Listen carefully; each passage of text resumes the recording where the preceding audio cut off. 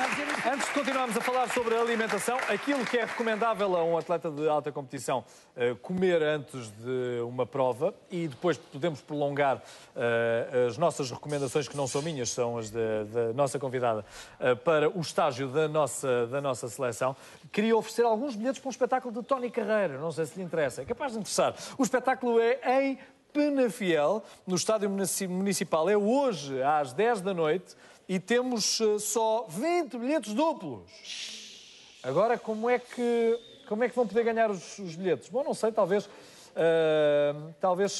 deixarem na porta da RTP 50 euros por cada bilhete para mim. Não, vou facilitar.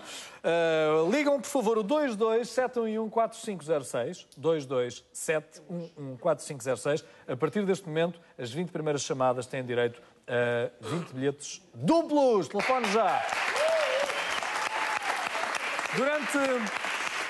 Durante esta época esteve a dar alguns conselhos de nutrição ao Leixões Sport Clube. É assim que se chama, não é? Não me enganei. Está na Praça da Alegria Andreia Santos.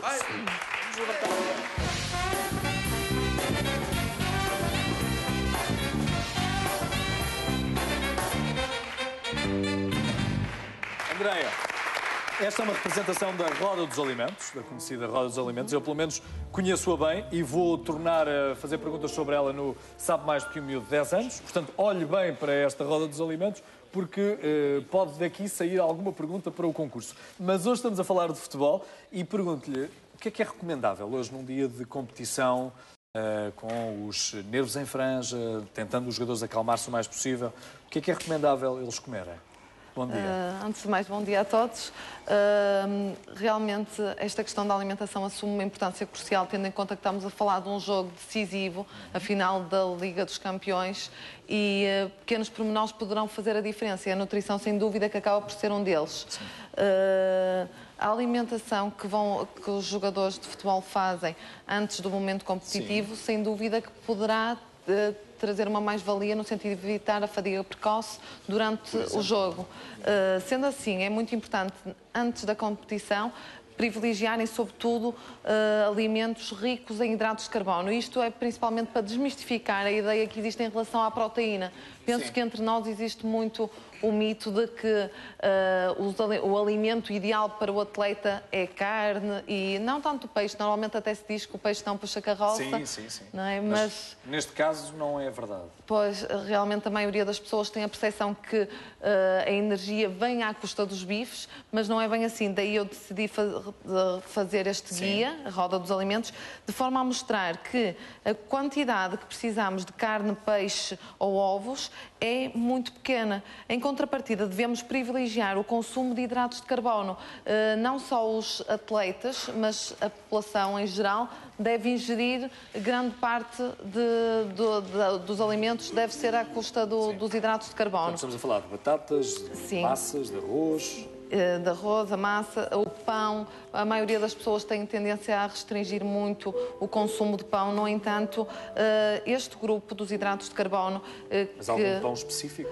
Devemos optar sobretudo pelos pães mais escuros. Okay. E além disso, também quero referir o consumo das leguminosas, como o feijão, o grão, a fava e a lentilha. São de privilegiar. O atleta tem que ter a percepção que, olhando para o seu prato, o que deve constituir e deve compor a maioria do prato devem ser alimentos que fornecem hidratos de carbono, que são precisamente estes: a massa, o arroz, a batata. E depois uma pequena quantidade de carne e peixe e, além disso, ter o cuidado de ter sempre os legumes. Como podem ver, a porção ainda é significativa. O grupo ainda é de grande dimensão. Estará representado numa refeição, num menu, numa sopa?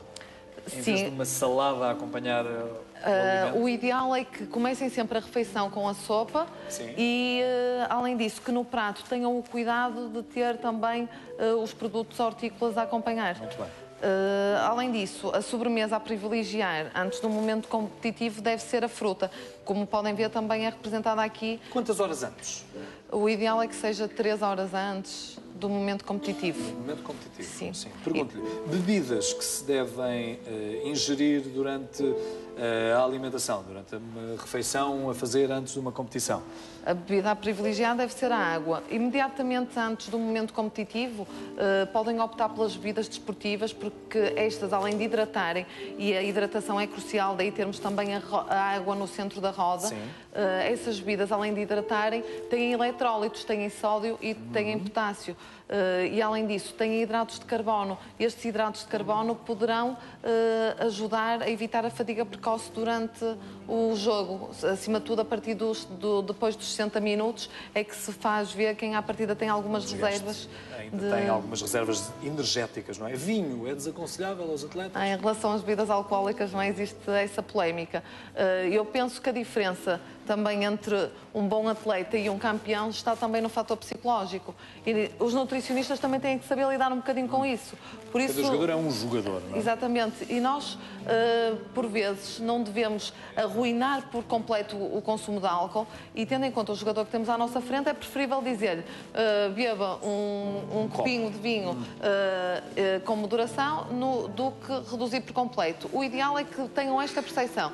2 dias antes do momento competitivo, não devem ingerir bebidas alcoólicas. No dia da competição e no dia seguinte também não, porque o álcool é diurético, ou seja, leva à perda. No dia da competição não devem ingerir, então, sequer o copinho de vinho, o famoso copinho de vinho. Não, num dia da competição, não. Bebidas gaseificadas, também postas de parte da mesa? Existe pode ser mesmo na mesa, controvérsia? Pode ser na mesa? Pode ser na mesa. Pode ser na mesa, não pode ser num acesso a... Ok. Podes continuar a tocar, que estavas a trabalhar muito bem, Francisco. Muito obrigado. Falávamos das bebidas gaseificadas. Desculpa, eu só tinha uma dúvida em relação à sopa.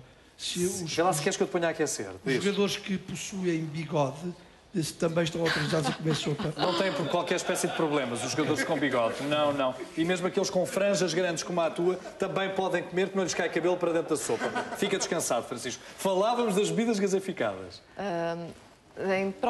No que é uma alimentação saudável, sem dúvida que essas não serão uma mais-valia. Mas, tendo em conta que essas têm gás, poderão levar até à saciedade.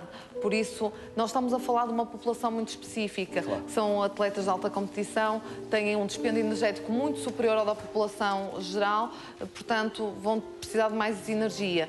E, por vezes, aqui a questão dos açúcares que têm os refrigerantes e as bebidas gaseificadas não é tão grave assim se for ingerido, por exemplo, depois de um treino ou de um jogo. Depois, nunca antes, não é? Porque eles precisam desses açúcares depois. Depois, nunca antes. E o gás leva, sem dúvida, à saciedade.